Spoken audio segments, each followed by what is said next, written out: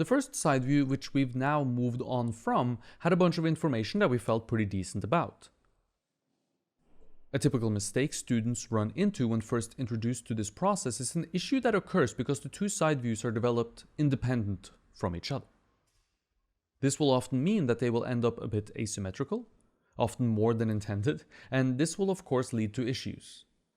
To solve this issue, we want to make sure that we don't work hard on the other side view, the second side view, without consulting the first.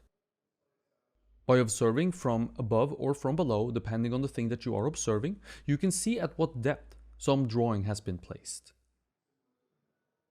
For example, the back of the nostril. It would be a good idea to simply transfer this depth from the side view from the first side view over to the second side view. This way, we will shortcut a lot of searching. The same should be done with some of the heights. The height of one nostril, for example. Observe from the front view and make sure that the two nostrils are sitting fairly symmetrically across from each other. In order to help yourself accomplish this, it's useful to draw on a center line down the middle of the profile you've built and use this center line as a guide. Without a center line, there is no guide, and it's easy to make a mistake and put the height of the nostril at an angle to the center line of the nose, which will of course be there in spirit even if you haven't drawn it on. Having a center line also means that the nose won't be built in its profile state completely crooked, which of course can happen. Then when you straighten it out later, you change the heights as you've been looking at heights at a slight foreshortening essentially. Keep the profile straight and you will have better luck. You can use the edge of the board as a ruler or a guide to help yourself keep the center line straight. You don't really want to make life harder for yourself by having the nose sit on the board at an angle. So try to make the nose, or the center line of the nose, essentially running parallel to the sides of the board.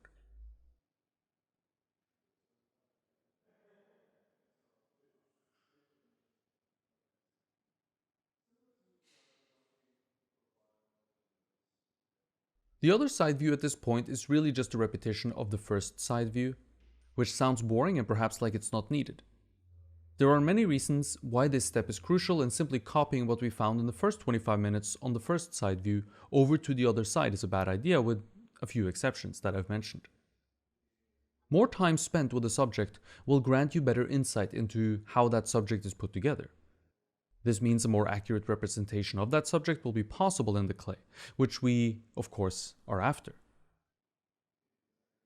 This is therefore a desirable feature of this process which has time built into it as a factor. We're not looking to make good work really fast here. We're just looking to make really good work, and we're taking into account that doing so will and should take time. The phenomenon of speed sculpting is not really something that I think is super applicable if you're after making proper representational sculpture. Proper just meaning sculptures that accurately represent the subject, of course.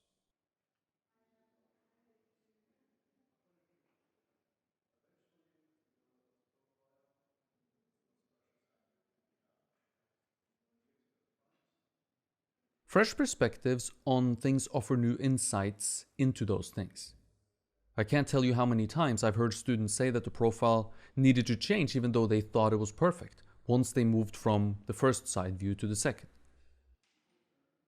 This is not because the profile or the contour changed from side view to side view, of course, it should be the same contour after all.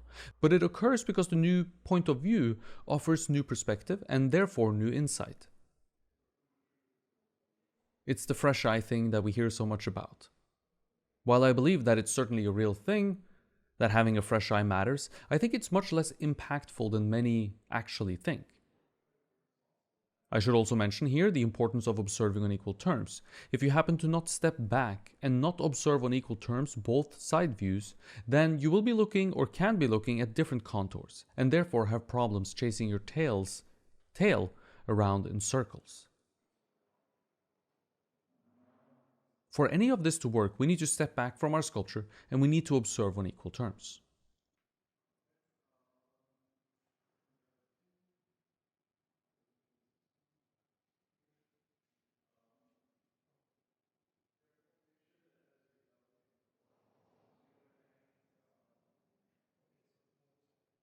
Stepping back is something you always need to do more of.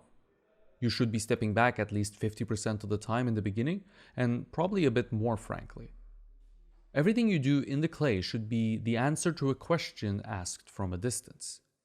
Any other way of doing things is going to lead to more mistakes. You need to step back at least a few meters, and if you're working on a vertical, tall subject like a figure, like a standing figure, you should step back 3 times the height of that figure, if possible.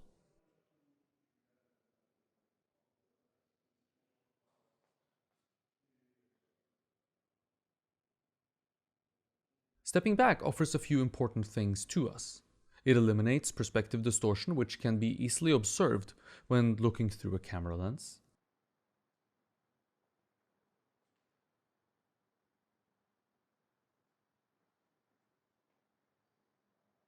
This is important since we want to sculpt a version of our subject with no perspective distortion.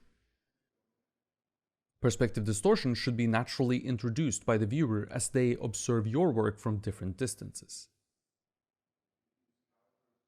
Stepping back also forces us to think. When we step back, we can't work, and as sculptors, we love to have our hands in the clay. But this is sometimes counterproductive as we do things to our sculpture that doesn't actually improve it. Stepping back allows thinking to happen. It also forces us to widen our field of view, which is important for a variety of reasons. We see the whole sculpture and not individual parts, so we can see how all the parts fit together. A wider field of view calms us down and lets us think and make good decisions. Stepping back is therefore important in order to see the work properly, but also to think and ask questions about our work properly.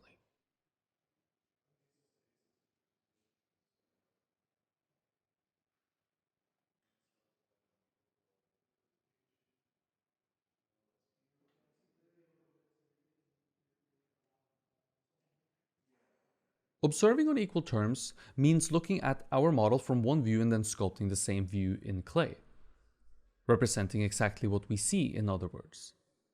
If we look at the side view of the model, we need to make sure we look at the side view of our sculpture as well.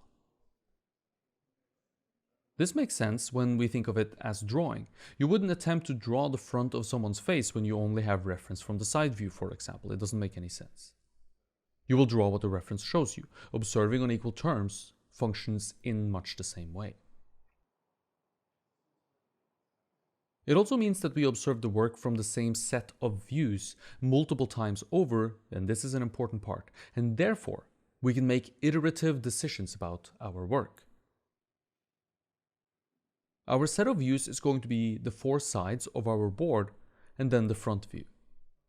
When we work with real people, and in a scenario where we're working on real portraits, we'll use the 2 sides and the front and the back of the head from time to time, but usually the back is not that important, though it can offer some insights. This will sound strange to some of you who think that sculpture should operate with 360 degrees and therefore 360 views. But that's very impractical, and if we follow our set of views, we'll find all the information that I've spoken about looking for above, namely heights, depths, and widths. All of those can be found from a small subset of viewpoints, and from there we can connect them and get a sculpture in the round.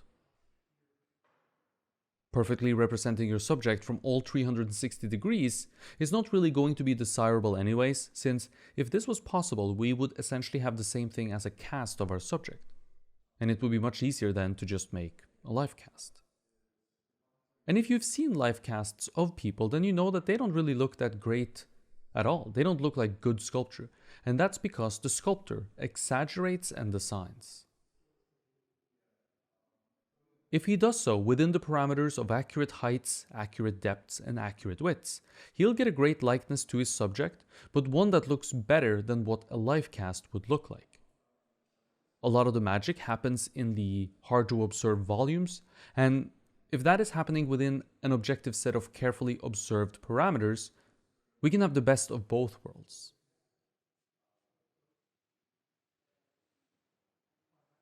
This gets a bit beyond the goals of this exercise, certainly, but hopefully outlines to you the reasons for not working from a bunch of random views, but instead some carefully selected ones, which will offer insights into the heights, the depths, and the widths. And within those, we'll work freely.